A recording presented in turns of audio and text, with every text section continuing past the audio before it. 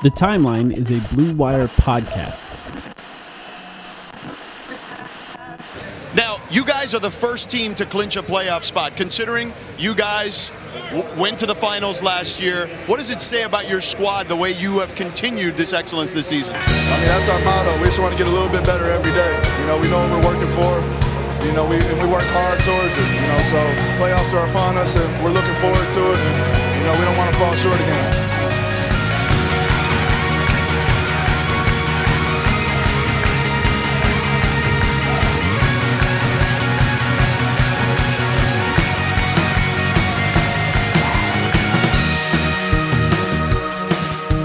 Welcome to the Timeline of Phoenix Suns podcast. It is playoffs time, finally. My name is Mike. I'm here with Sam. Sam, how are you doing?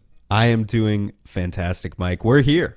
Yeah. We are officially here. We're already missing basketball right now, by the way, because we need to rush to record this and get it out so that people can listen before the Sunday night game. But there's basketball on all day today and all day tomorrow. And as soon as we put down the mics here, half an hour from now, however long this is going to be, I'm just going to rush to the TV. I have other shit to do, but I'm not going to get anything done this weekend. We're just going to watch basketball. I know. I'm in the same boat. And for everybody who's listening, those who listened to us last year know, but our plan, based on our health, is to record after every single playoff game. So we're going to have reactions to every game, which it's a lot of work. I'm not going to lie. I respect the people who already do this. Podcasters that record after every game during the regular season. That's a lot of work. So our plan is to do this after every playoff game. So after game one, we'll be back with another episode. But this one is still going to be the overarching preview of the series versus the Pelicans. So stick around. Listen to this one. If you're just starting this and thinking about moving to a future one, this one will be relevant for the majority of the series. Obviously, after every game, we'll cover adjustments that were made or we think could be coming in future games as that comes down to it. But for now, we're going to talk about it from an overarching perspective, and I think we should start with talking about the opponent. I think people listening to this are probably pretty familiar with the Suns by now, so let's talk about the Pelicans, right? Can I call an audible real quick? I know this is the outline, but just we covered the game for playback last night. A lot of people were on that stream. Thank you if you joined that stream. I thought it was fun to cover a game that was actually did not include the Suns. It was relevant to the Suns, but it was just fun to have everyone hanging out. What was your, because we talked about it on that stream, that's why I'm bringing it up, but just for anyone who wasn't there, what was your impression of those two teams, the Clippers and the Pelicans? Did you have a preference, and what was your initial reaction when the Pelicans actually pulled out? By the time that the matchup was set between those two teams, I was pretty convinced that they were essentially equal opponents with Paul George healthy in my mind versus the Suns, being that the Pelicans have been playing relatively well and the Clippers have been playing a little worse than I think they had anticipated them being. So they were relatively even in my mind. Watching those games are pretty fascinating from a perspective of the team that's going to be playing against them, right? Because they are this specific game was a single game scenario, like a tournament style, March Madness style game. And what that means is that coaches can't save anything.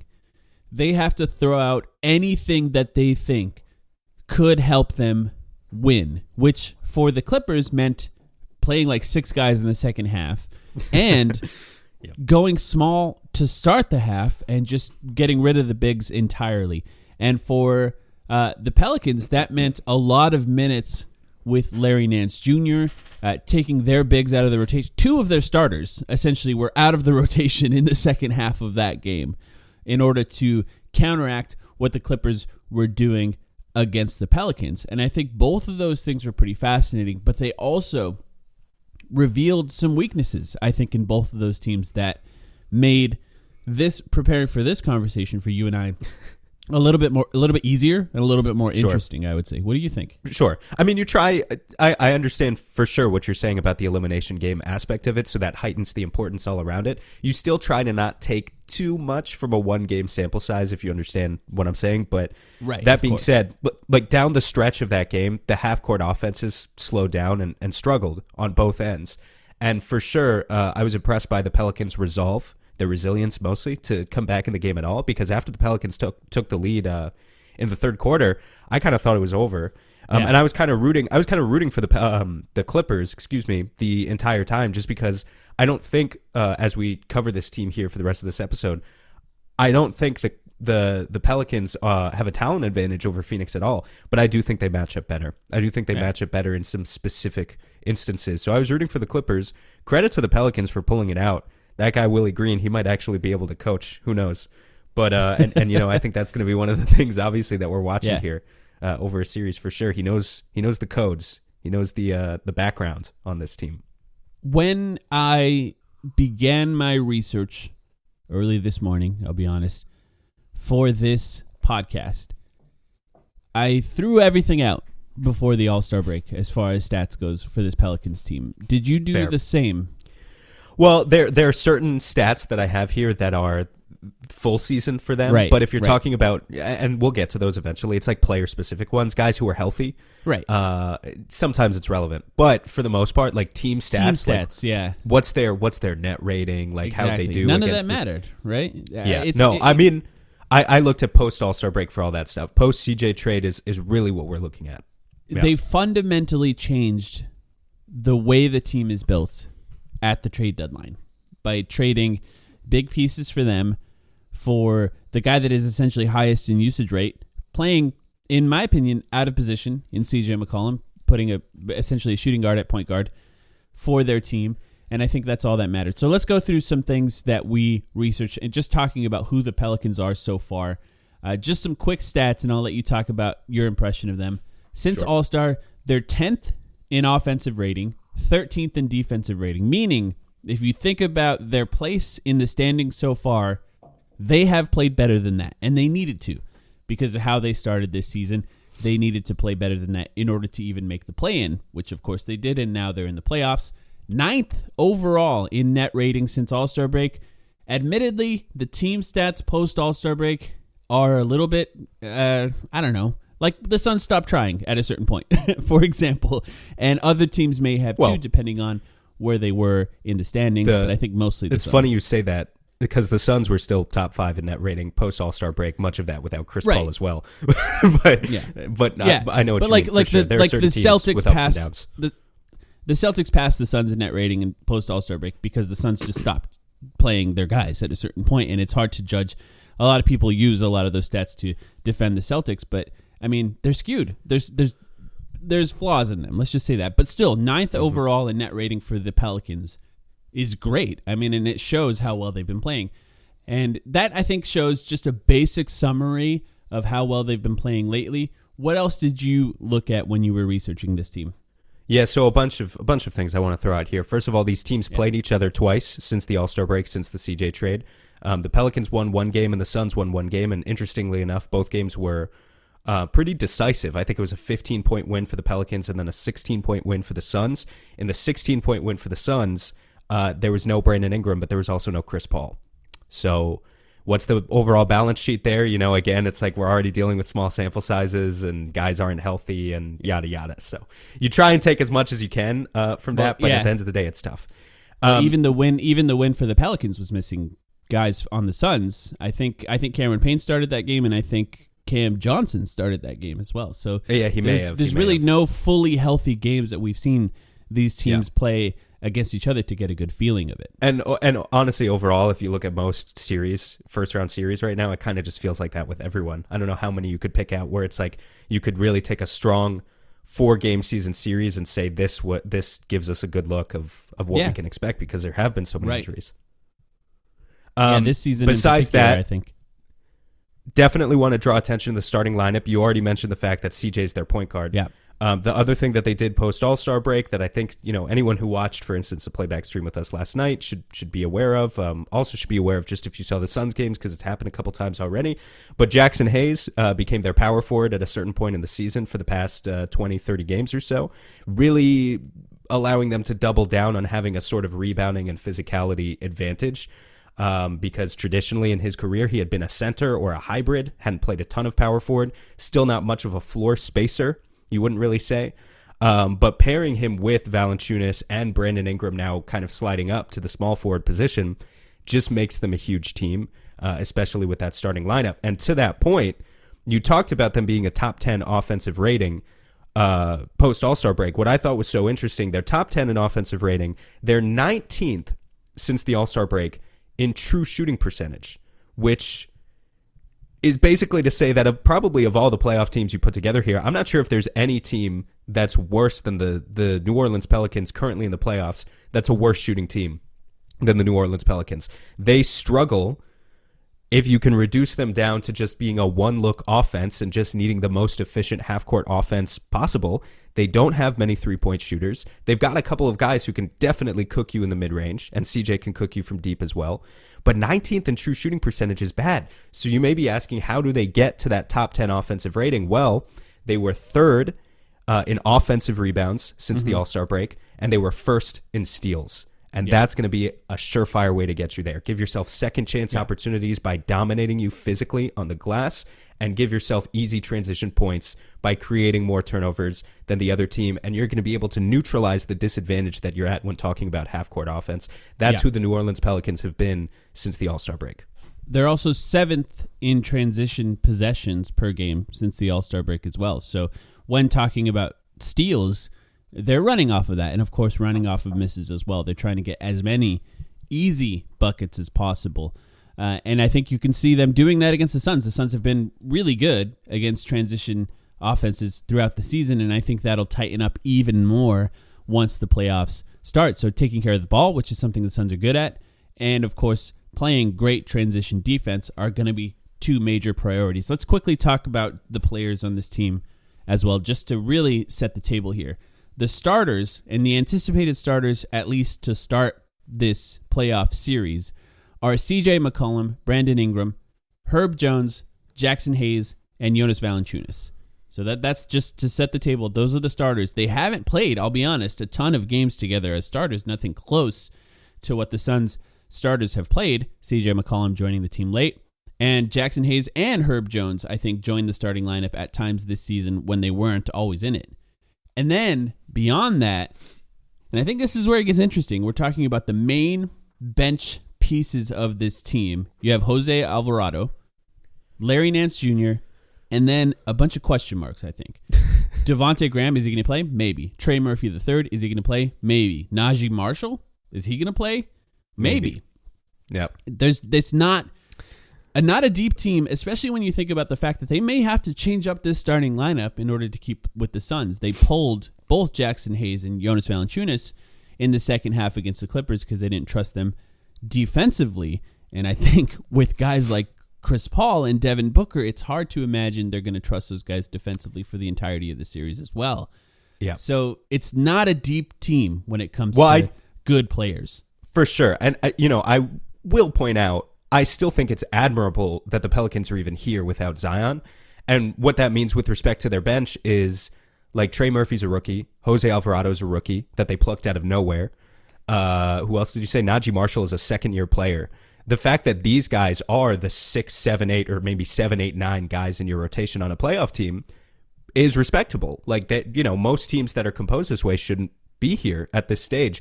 But when you compare these two teams specifically, I think the difference, Larry Nance is really interesting, and I think we're going to talk a lot about him in this episode. So he's maybe an exception, but even Larry Nance is not like a sixth man scorer. The difference between Cam Payne and Cam Johnson as like kind of your 6-7 for the Suns versus the 6-7 for the Pelicans, and even more so as you go further down the line and get to 8, 9, 10, it's a big gap. It's a big gap, and definitely when you talk about depth with these two teams, it's going to come into play. I think the Suns have a big bench advantage, not to mention the fact that the Pelicans just played last night, and CJ and Brandon Ingram already played over 40 minutes, and now they have to play again on Sunday. So as we go further down the line of a series, the fatigue could really set in for the Pelicans, depending on how much they're willing to rely on certain guys on their bench. You mentioned Devontae Graham. I think he's really interesting. He is an absolute offensive flamethrower who has the capacity to drop 25, 30 points on you just by virtue of great pull-up shooting. In the two play-in games, these two elimination games combined for the Pelicans, he played 11 total minutes because he's not a finisher, first of all, but mostly he's a 6 foot, maybe 6'1", point guard who can be easily targeted on defense. And we're seeing the value, it seems, each and every year in the NBA of guys who fit that mold. The guys who are offensive flamethrowers but don't contribute much defensively tend to get played off the floor in the playoffs. And so if they're going to play Devontae Graham 20 or 25 minutes in this series, which I don't think they are for the record, but if they are, it would be a way to maybe give a boost to their half-court offense. It would give them some shooting that they desperately need. But if they're going to do the thing where they play him 5 minutes instead because the Suns are just going to target him every time he steps on the floor, then it's going to be tough. It's just going to be one more thing that hurts kind of an offense that already flounders sometimes. And I think when you talk about Devontae Graham's minutes in the last two play-in games, you think about the teams that they played against, which is the Spurs, which have no great isolation players on offense, and then the Clippers without Paul George and without Kawhi Leonard and without Luke Kennard. Those teams don't even have the ability of attacking Devontae Graham. Well, the Clippers with a Marcus Morris masterclass last night, low-key, I will say. But yeah, sure. No, you're totally right. We're not talking about... In comparison to the Suns, right. they have, 4 guys, really, that can probably attack Devontae Graham. There's no place to hide him, and I think... In fact, let's transition over to how the Suns play offense, unless you have any more specific stuff. Well, I have one more thing, actually. Okay, and then we'll get into scheme. Well, I'm talking about how this team's not very deep, right? As far as really, really high-level talent. I think they have good players, but they don't have, really high-level talent guys. They're missing Zion. They're missing an all-star level player that would really make everything kind of fall into place in the right way. To give them the proper credit that I think they deserve. They could be a really incredible team next year, I think. Since All-Star break, you're talking about how can they be this deep, not deep, I should say, and still be so good. Since All-Star break, when CJ and Brandon Ingram have played together, which has been off and on because Brandon Ingram was injured a little bit after that trade, they're plus 8.1 in net rating when they play together. And for reference, if people don't understand that, that's really good. That's really, really good. Devin Booker and Chris Paul are plus 10.9 for reference, which of course is much better, but it's not far apart. The difference between plus 8.1 and plus 10.9 is a lot different between differences of numbers that are a lot lower than that. That's a very good pairing when they play together. So the Suns need to capitalize on the minutes that they're playing together, but also dominate when they play apart. That's going to be an important part of this series going forward. Right. So offensively, I got a few paragraphs of notes here. As far as what the Suns, I like the playoffs, Sam. I like the playoffs, but I think this is a fascinating series because let's start. Let's say the starters remain what they are, and I think they will at least to start this series. I don't think the Suns are going to change their starters for the entirety of this series. I think there's a chance that the Pelicans may try to change things up a little bit and create some sort of a smaller lineup with Larry Nance Jr. at some point. But once the starters are on the floor, Jonas Valanciunas is on the floor. In my opinion, that's built for the Suns to just run their stuff that they normally run, right? Yeah. What do you think about how the Suns can attack that? What do I think about? So you're talking about Jonas specifically, or do you want me to talk about it kind of as one piece of the whole? However you want to approach it. Okay, so yeah, I think it's interesting. Jonas is, here's what I'll say first. Willie Green is not, from what I know about Willie Green, and I'm not an expert, I'm not going to pretend that I've watched 80 Pelicans games this year or anything, but I've watched all the games between the Pelicans and the Suns. From what I know about Willie Green, I don't think he's a stubborn coach who's going to stick to one scheme defensively throughout this series. He's going to try different approaches, and what that means in the context of a guy like Jonas Valanciunas, typically Jonas is a drop big. Based on his skills, we could just say he's not the most mobile guy. He's not really a rim protector either, but he's typically what you would put as, we want you to be back behind the screen so that you can keep the ball in front because we don't necessarily trust your mobility. That's who Jonas Valanciunas has been throughout his career. That being said, we know the Suns destroy drop coverage. We just know. Willie Green knows this too. If anyone knows, it's him. And so if you go back and you look at footage between these two teams of their season series, there have been times where Jonas is playing back in drop coverage. Specifically, I think that's really interesting in reference to how Chris Paul has done against this team this year. Chris Paul only played 2 games against, and this is where I say, by the way, Mike, that sometimes the the pre-All-Star stuff becomes relevant, because Chris Paul has only played 2 games against this team this season. Both of those were pre-CJ trade, so we're talking about a different team. But I am going to reference Chris Paul averaged 16.5 assists per game in the 2 games he played against the Pelicans this year.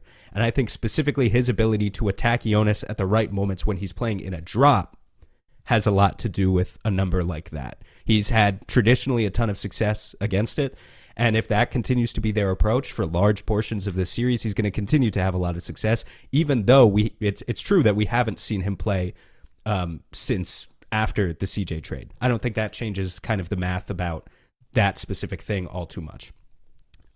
Beyond that, Jonas is going to try different approaches. They're not just going to try a drop throughout the whole series. In fact, if you go back and you look at how they've played Booker throughout this season, they've tried traps, they've tried playing at the level of the screen, and so I think there is going to be a decent amount of variability for the Suns. That does not mean that they should try a different approach other than, as you were saying, running their stuff. I think running their stuff, given the personnel that the Pelicans have, at the end of the day, I think the guy we have to talk about a lot is Herb Jones, because Herb Jones is a phenomenal defender.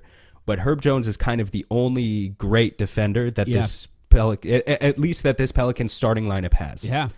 And so if you're talking about the prospect of keeping Herb Jones out of actions and being able to attack a CJ McCollum, Jonas Valanciunas pick and roll defense directly, the Suns, just by virtue of running their typical stuff, they should have success. And I don't think it'll be too difficult for them to figure that out. I just can't figure out how they think they're going to defend the Suns. I'll be 100% honest. You look at the starting lineup of CJ, Ingram, Jones, Hayes, and Valanciunas. Who guards who, first of all? Because if you put Herb on Booker, which I think that's what happened in the last game, so we'll just start there. I think you can anticipate that that's where they're going to start. Agreed. That's fine, right? But then you focus on running Booker off screens early in the game. You could get Herb in foul trouble. Devin Booker's running around 2 or 3 screens, forcing switches. They're not going to get great matchups over the course of a game with Herb. Herb, great screen navigator, a rookie who's probably not going to get calls in his favor for the entirety of a series, going against Devin Booker, who takes matchups like that personally. And, he had essentially 30 points against Herb in the last game in 3 quarters, didn't even have to play the fourth with the Suns running away with it at the end of the game. I don't think this is a matchup that, as good as Herb is, who I think is really great, I think he could have a good game, maybe 2 good games against Devin Booker, but I think Devin Booker is absolutely going to get the best of that matchup for the entirety of the series overall. Mm-hmm. And then beyond that, who are you hiding these guys on? Because if you put CJ on Chris Paul, that's a disaster. Then you have Jonas Valanciunas and CJ guarding a pick and roll with Chris Paul. Then what do? You pack the paint and then you have wide open corners. That's really your only option. Yeah, so the CJ Jonas thing as a pick and roll defensive duo, that's obviously the specific disaster that you can target if you're the Suns. I do think it's important to talk about the strengths and weaknesses of a guy like Herb Jones, because what you're saying is exactly right. He can be exceedingly effective in certain roles. It's kind of like Mikal Bridges. He's really, really good as a point of attack defender. If he has the opportunity to load up on you or to load up on a guy like Devin Booker in the half court, he might have a lot of success, at least in certain situations, where you can kind of start to target a guy like that. And this is why I compare him to Mikal, because we say the same thing about Mikal all the time. He doesn't like being converted from that point of attack defender into that off-ball chaser. And the advantage of having a guy like Chris Paul in your offense so much, and seeing the extent to which he relieves pressure off Devin Booker, is because he allows the Suns to just continue to do what they've done with Devin Booker all season long in their half-court offense. Don't have him be this heliocentric guy who, has necessarily 20 or 30 ISO possessions a game, but rather create separation off of Herb Jones early on in the offense by running him around screens and forcing Herb Jones into that chaser role that he doesn't like. So for the Suns, that could be running their stack pick and roll, where Devin Booker sets a back screen and then he creates a little bit of separation or maybe generates the switch and pops out to shoot a 3. It could be the play that the Suns run all the time where Devin Booker starts underneath the basket and you have a big set of pin down or multiple pin downs with multiple players, where Booker then curls around and catches at the elbow or the top of the key. But regardless, there are ways for the Suns to not exactly neutralize what Herb Jones does on defense, but just kind of make it a little bit less of a profound impact. Right. Just by and here's the ultimate point. If you create even a little bit of separation and force them into rotation so that Herb Jones is no longer harassing you with his wild 7'1" wingspan or whatever he has, the rest of the guys who then have to come into rotation, which I think is where you started with this point. When you look at the rest of the Pelicans starting lineup, what do you have to worry about, really? You're not worried about Jonas as a rim protector. You're not really worried about CJ as a helper. You're not even really worried about Ingram as a helper. When he's motivated, he's good. But if your only problem that you have to scheme around is Herb Jones starting a possession on Devin Booker, given how versatile the Suns' offense has been all season long, I don't think that's particularly a huge challenge for Monty Williams. Yeah, exactly right. The difference between the Pelicans and the Suns in that specific scenario is you run Mikal Bridges around 3 or 4 screens while you have a monster in DeAndre Ayton who could move his feet on the other side of that, or you're switching Jay Crowder onto them, right? That's a massive, massive difference for the Suns. And, on the other side of that, having CJ, Jonas, or even Brandon Ingram, who, as long as he is not the greatest defender at this time. And I think I just this morning, laying in bed getting ready for this podcast, right? My eyes shoot open like a maniac, and I fly out of bed and I get up to watch. And I loaded up the game from February. I loaded up the game from March. I watched a bunch of possessions with the Suns starters on the floor against the Pelicans. It wasn't overly valuable. Then I watched every possession of Devin Booker against Herb Jones this season. And what the Suns did a lot of is just forcing him to switch. And that comes down to even just setting screens at the half court in transition and getting Jose Alvarado on Devin Booker, who has absolutely zero chance of defending Devin Booker well, based on the film that I watched so far this season. They can't keep him on Devin Booker. Even, what Devin Booker did well against him is being physical, bumping, pushing, absorbing contact, stepping back, all the things that you need to do against strong physical defenders like Herb.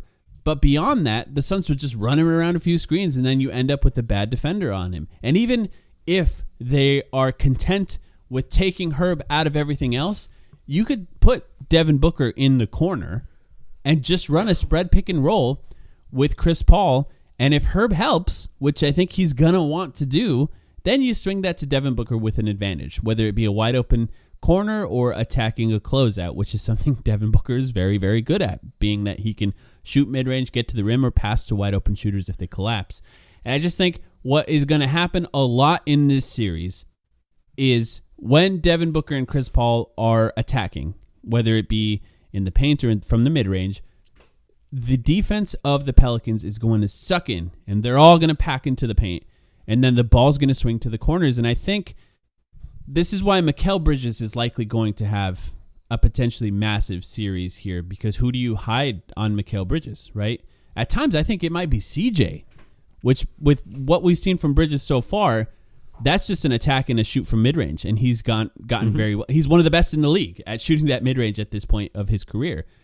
Mikal Bridges in the few games he played against the Pelicans this year is averaging 18 points on 57% shooting and 54% shooting from the three-point line. And that's because that corner shot has been wide open for him, just based on the way that they're going to defend them. And the guys that they have on the floor, whether they put some bench guys in or not, they're going to be hiding guys on Mikal Bridges and Jay Crowder. And those guys are probably going to be in a helper role on Chris Paul and Devin Booker once those guys start to get rolling.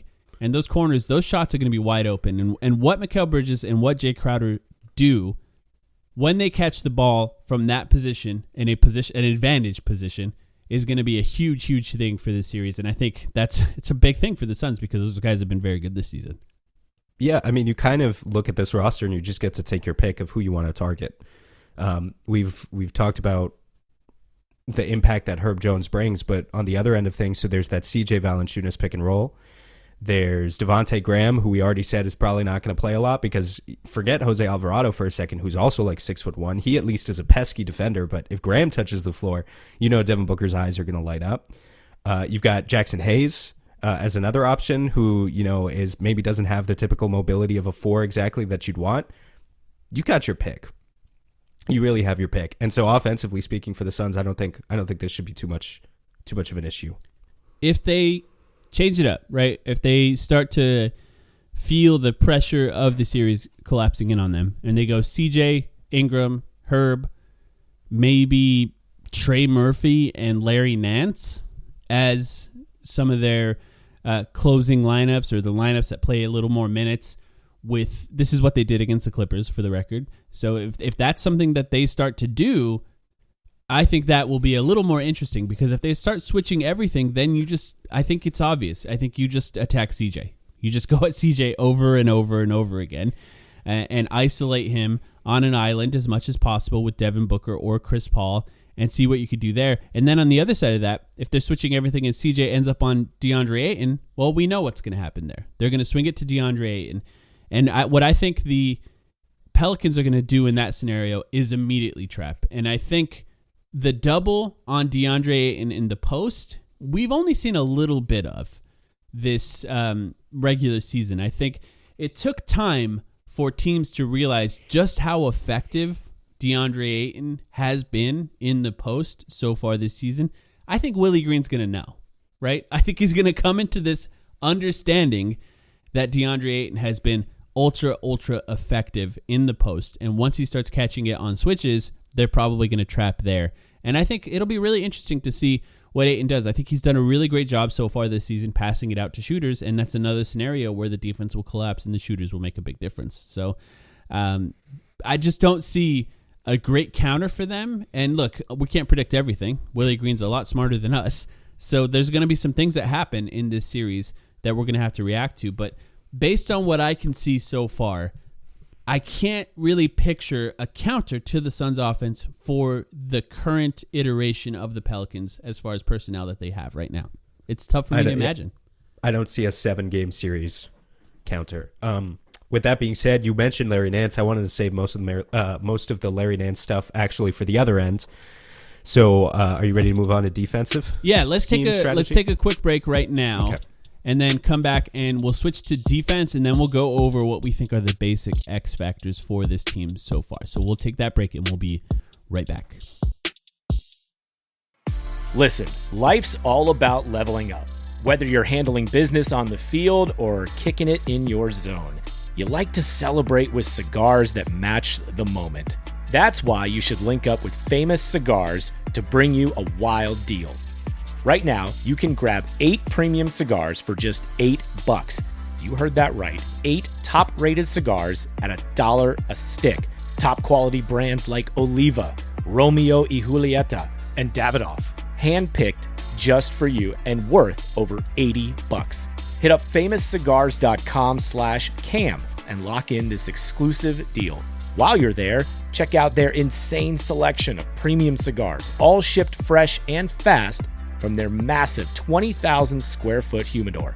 That's half a football field. Famous Cigars has been in the game since 1939 and still family owned. So celebrate every win with the folks at Famous. 8 cigars for $8. famouscigars.com/cam.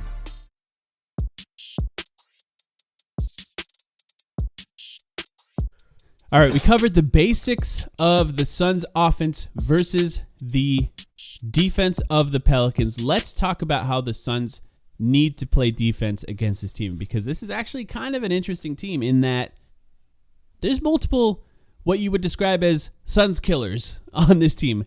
Players that play above their normal level of play against the Suns are on this team. I think CJ is one of those guys. I think you could make the case that Ingram's one of those guys. I looked at the stats. It wasn't as impressive as I thought. But Valanciunas is one of those guys. That's a guy that has played better than he has in the regular season against the Suns than other teams.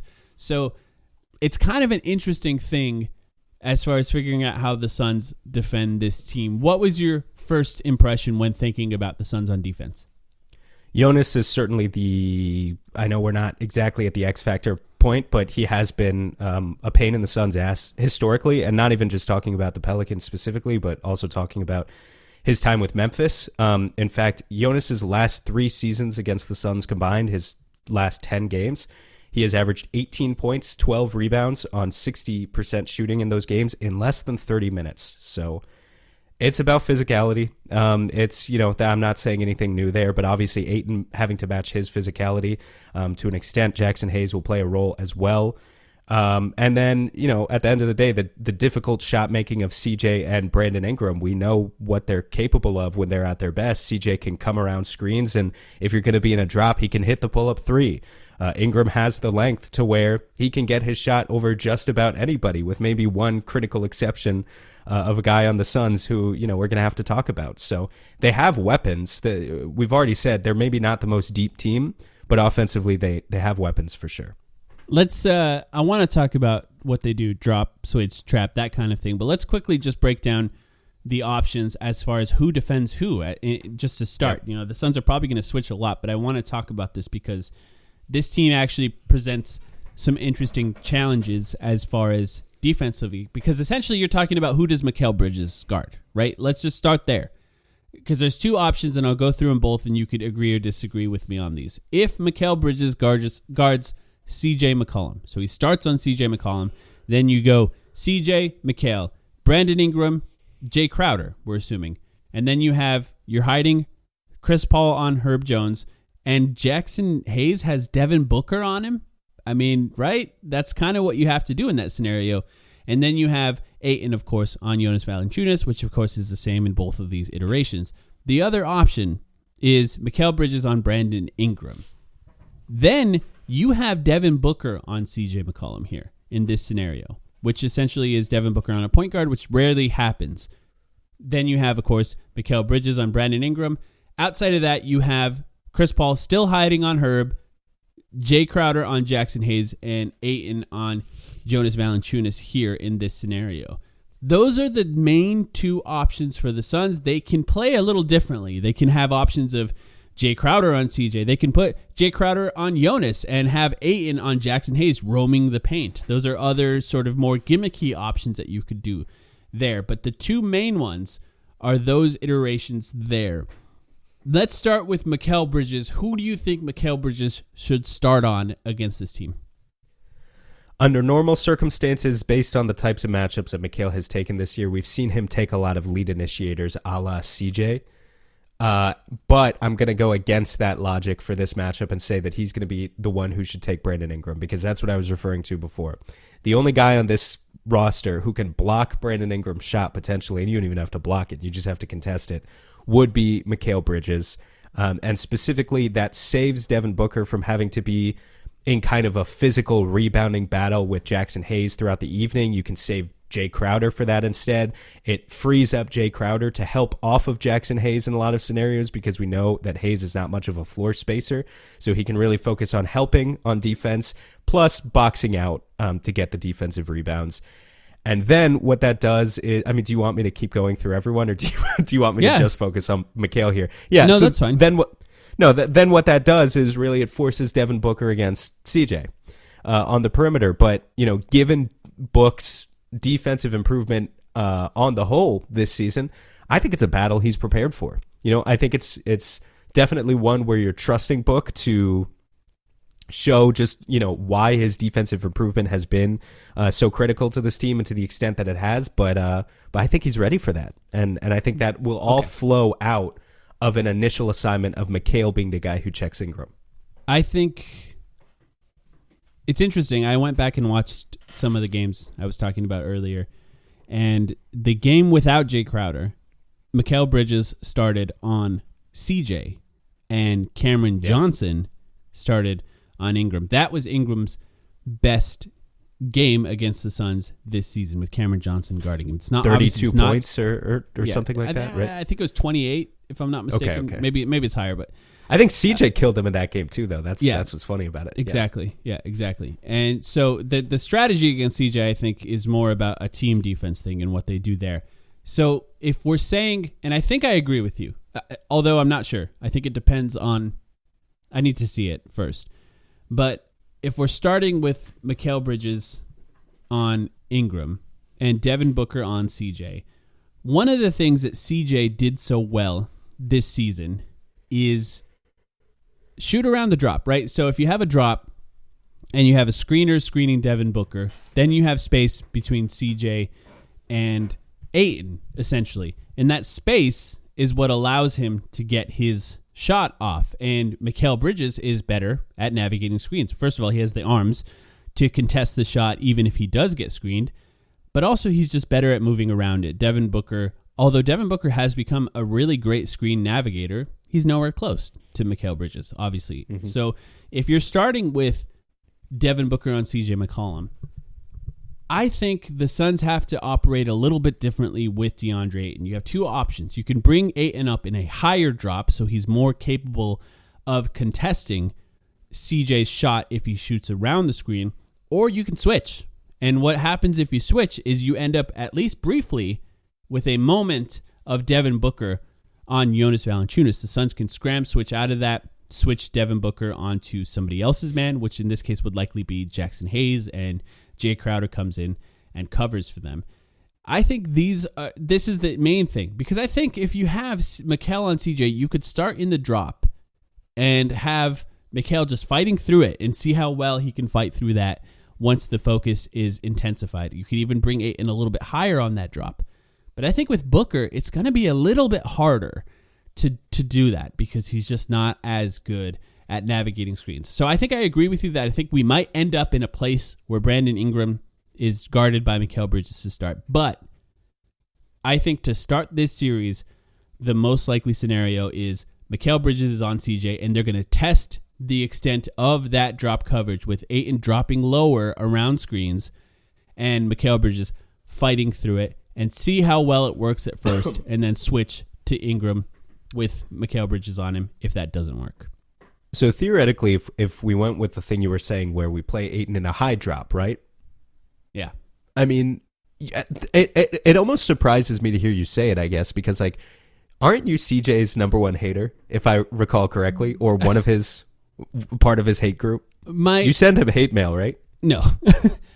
on the regular? Analysis for CJ McCollum has always been the Portland Trailblazers had no chance to win a championship as they were constructed.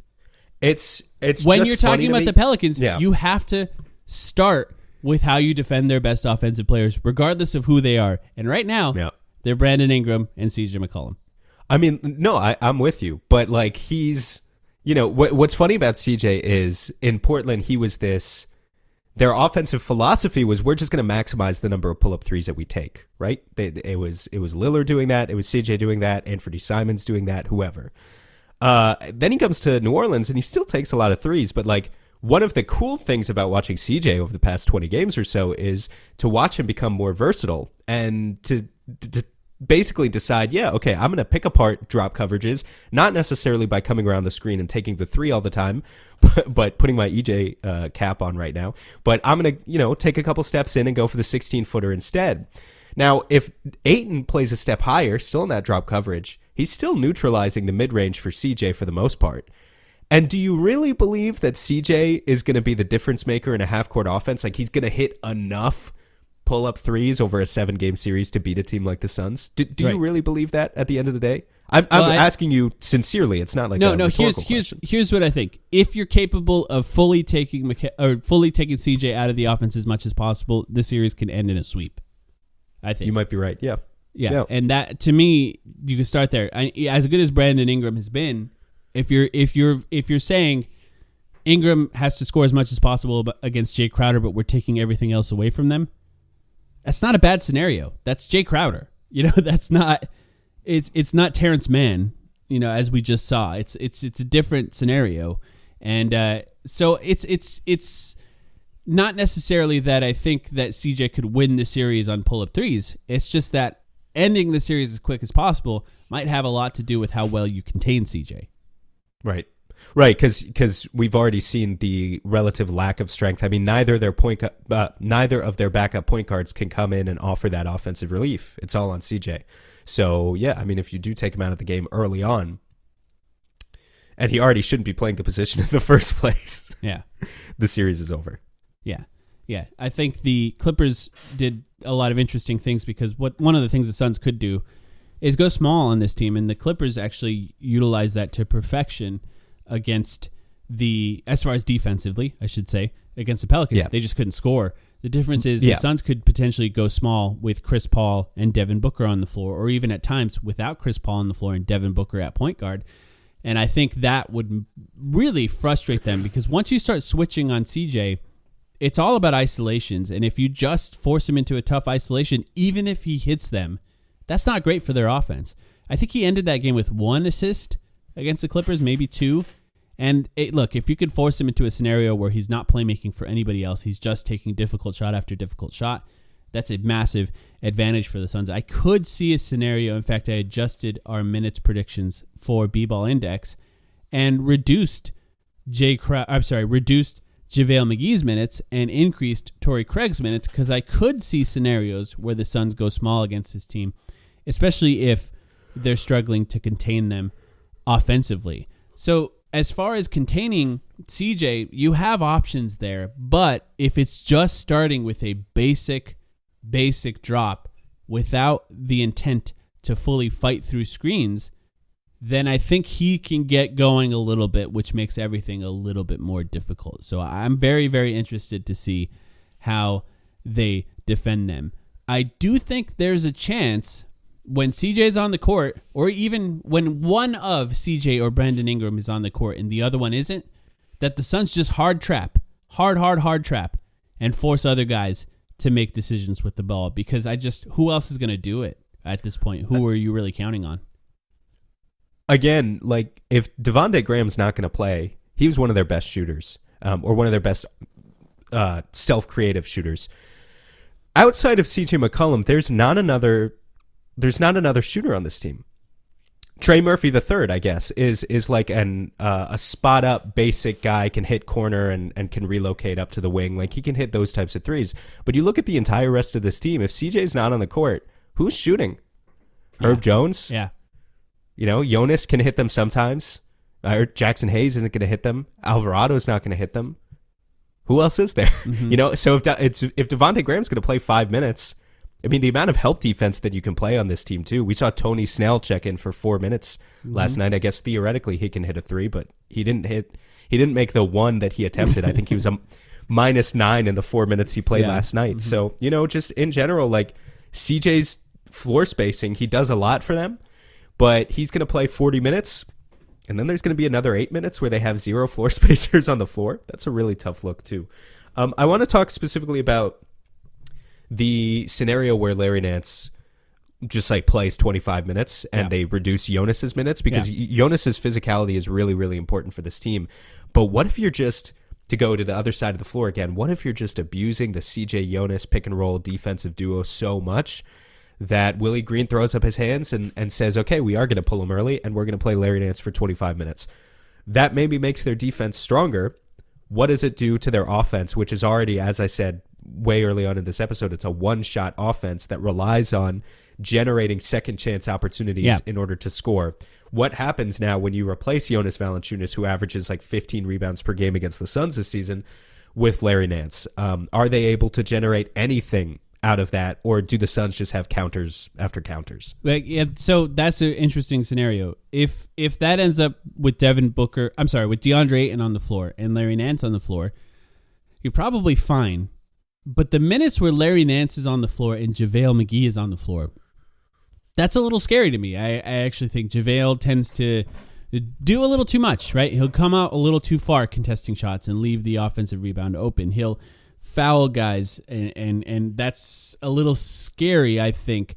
Beyond that, I think the Suns might actually try to counter that with some small ball minutes. I think that actually could work against those lineups. That leaves, in a lot of cases, Larry Nance to make a lot of decisions in the middle of the floor, which he's good at, but hasn't had a ton of time with this team to be great at.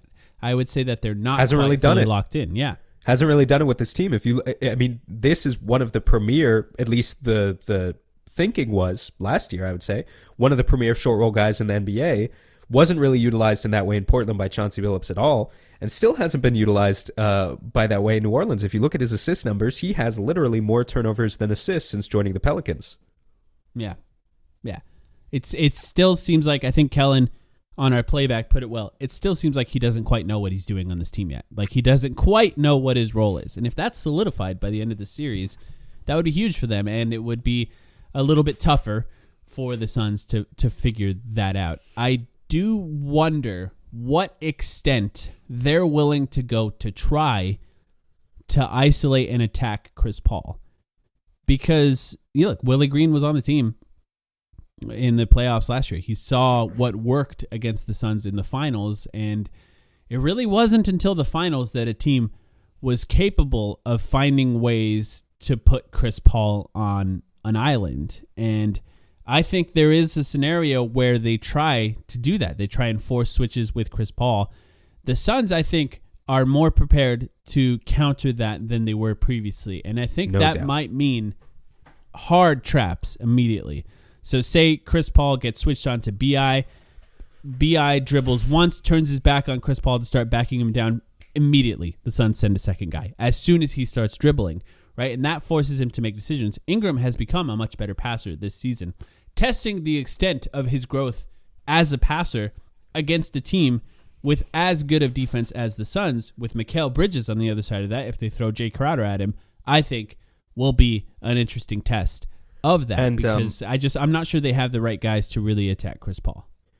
I mean, in order to attack, like in order to really be able to target anyone you want on an opposing defense, you need ideally 4 or 5 guys on the floor at once who can create their own shot. And the problem at the end of the day with the Pelicans offense is they have at most 3 of those guys at any given time with CJ, Ingram, and Valanciunas, which means there's always going to be 2, not guys who aren't valuable NBA players in their own right, but 2 kind of nobodies on offense, which is just a short scram switch away. It's a short 1 pass away scram switch that the Suns execute all the time. There's always going to be the ability for Chris Paul to bridge that distance. And I wouldn't be too confident in New Orleans' ability to do that on a consistent basis. I think guys like Jay Crowder are going to be on that in terms of communication. Or Mikal Bridges too. If they see that's going on, they'll be quick with the switch. For those of you who are listening right now, and if we are using terminology that you're not sure of, like if you're relatively new to like playoff level basketball, or if you just heard us mention things that you're not sure what they mean, I highly encourage you to ask. And I can try to find film that will show you like what a scram switch is, what a drop coverage is, what trapping is, what switches are, stuff like that. If you have any questions about that type of terminology, just reply to when I post this on Twitter, preferably, because I can find videos on Twitter relatively easily, and we can help you to find that. Sam, do you have anything specific that you want to talk about on Suns D? Obviously, we're going to have a chance to react to these games and talk about adjustments, but do you have anything else on their defense that you want to talk about before we switch over to the final segment here? Well, I think we've covered it. X factors, I think. And this is obviously, sometimes you talk about players as being X factors, sometimes you talk about different aspects of the game as being X factors. But I know, at least I assume, that both of us have one thing on there, and that's rebounding, right? Yeah. I mean, it's critical. The Suns are going to get out-rebounded in this series. Let's just be honest. Yeah. But they can choose to do certain things that mitigate it, for sure. That's why go ahead. Just talking about the half-court offenses as an approach, I just think we should both be ready, and I think we've already talked about this, but we should both be ready for Suns fans to bitch and complain about rebounding in this series. And it's going to be on us, and it's going to be on other people to break down, like, schematically what's going on and schematically what they can improve there. So, the Suns tend to pick up the pace this season. They like to play a quicker pace, and they like to only send one guy, DeAndre Ayton, after the defensive rebound. But in this series, DeAndre Ayton is going to be preoccupied with Jonas Valanciunas. And if DeAndre Ayton is preoccupied with Jonas Valanciunas, that means that someone needs to box out Jackson Hayes. Someone needs to box out Brandon Ingram. Otherwise, they're going to get second chance points. And so if you really believe in the strength of the Suns' half-court offense over the Pelicans' half-court offense, which I do, fundamentally, then maybe you don't need to sweat the transition leak-outs all that much or as much, and you can send a guy like Jay Crowder or Torrey Craig, you mentioned him earlier, if he plays increased minutes, after additional rebounds, and they can make sure that they take care of business on that end and don't give the Pelicans the advantage that they're obviously looking for. Right. And look, I think it was interesting how the Clippers countered that by forcing them to go small, by putting a really small lineup on the court. Suns don't quite have the same type of personnel to do that, but they can go small if they have to, which I think the Pelicans in some ways would be forced to also match. So we'll see how that goes as it goes along. We'll talk about that as adjustments are made. What else do you have as an X factor? I have a few things, but what do you have as an X factor for this matchup? I have Jonas again. We kind of already talked about him. Yeah. Do you have anything else you want to cover there? No, not necessarily. I think we know the challenges that Jonas brings. The one thing I will say is if he starts launching threes and making them, I'm not worried about that. I mean, but that can win a game, right? Because the Suns are not going to counter that. Game.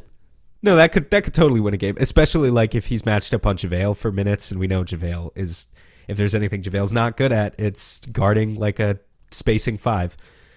He just kind of ignores them. So yeah, it's possible. I hadn't really considered that though. With Herb Jones, is there any chance, because I talked earlier about how Herb Jones is like on ball, awesome point of attack guy, good screen navigator on ball as well, but like not a chaser. Mm-hmm. Is there any chance Willie Green applies what he learned from the Bucks in the finals last year, where they just pressured the hell out of Chris Paul, like bringing the ball up the floor, and that he applies that pressure directly from Herb Jones onto Chris Paul instead of Devin Booker, and he puts like CJ on Booker instead? And because I don't think we covered that earlier, so I wrote that down. That's a great point. Are you worried about that at all? Not really. Or do you think they just break through the pressure? Not really. I think that Chris Paul is so good at navigating guys into screens.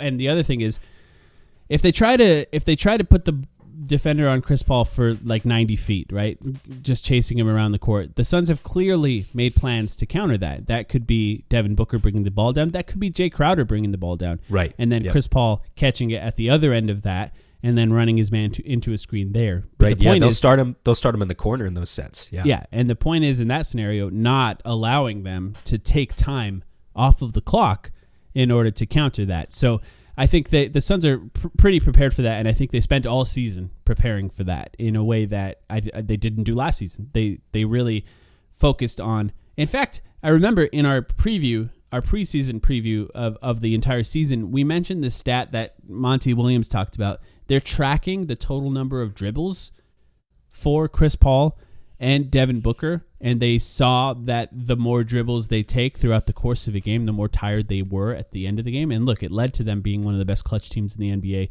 of all time before the last few games of the season. So, look, that tracking might actually matter. Here's another X factor for you. The Pelicans, since All-Star, are 4-5 in the clutch. So when it gets close, they have a losing record. They're 18th overall in plus-minus in the clutch.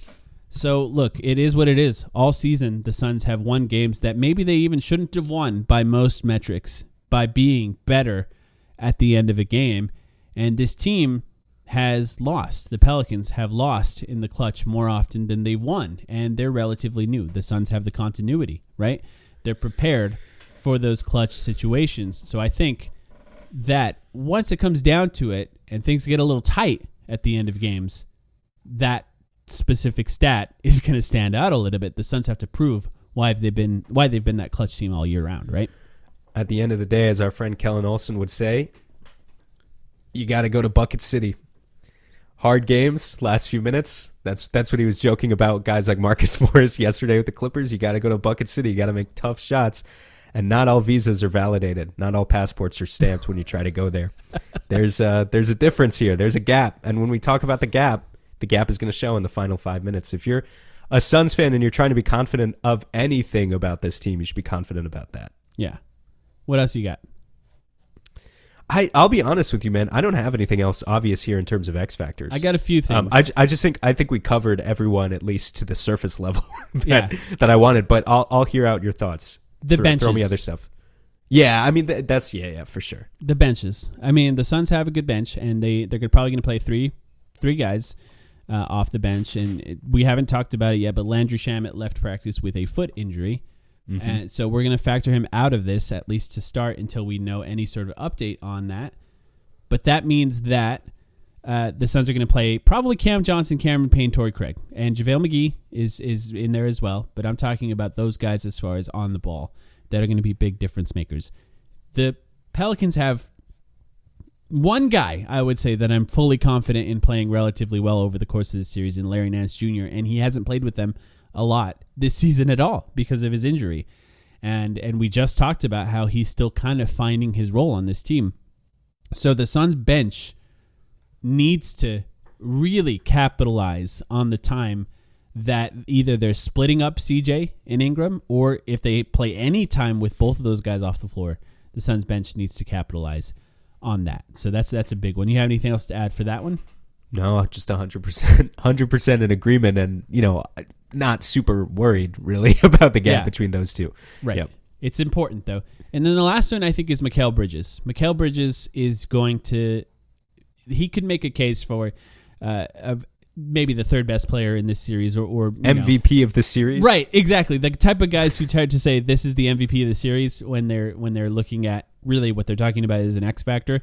That is Mikal Bridges in this series. Two reasons. One, defense. Obviously, he's got to guard two of the best players in the league. In this game, I should say. And they both are playing massively different positions. So he's chasing guys doing different things. Like CJ is going to go around a ton of screens. Ingram might want to post up or do different things from the mid-range. So defensively there. Secondly, they're going to hide guys on Mikal Bridges defensively. They just are.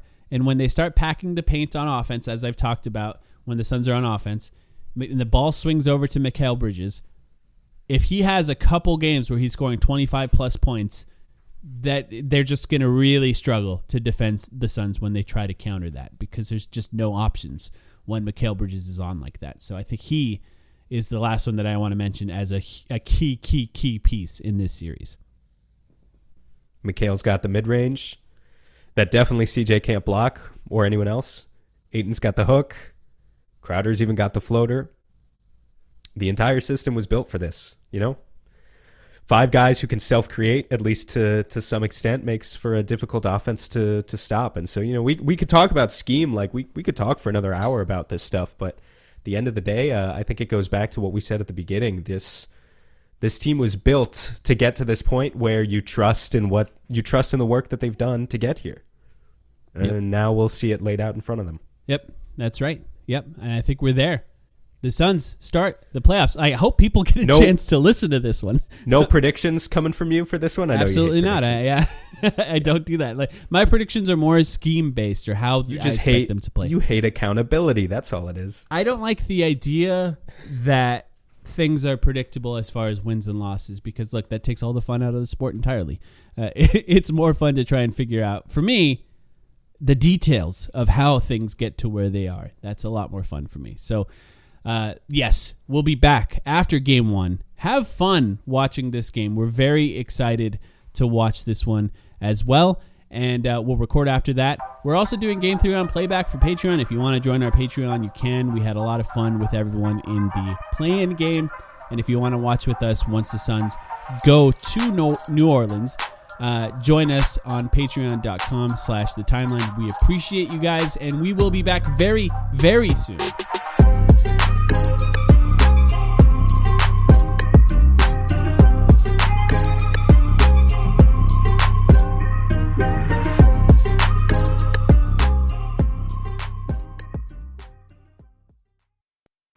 For over a century, Johnny Walker has shared its bold spirit with the game of golf. Now, crafted with Devereaux Golf, Johnny Walker introduces the Johnny Walker Blue Label-inspired Sunday Golf Bag, elevating the game with sleek design, Blue Label hues, and refined gold accents. Celebrate your hole-in-one with a premium Sunday bag crafted by Devereaux Golf. Submit proof of your achievement to johnnywalker.com/blue-in-1. Please drink responsibly.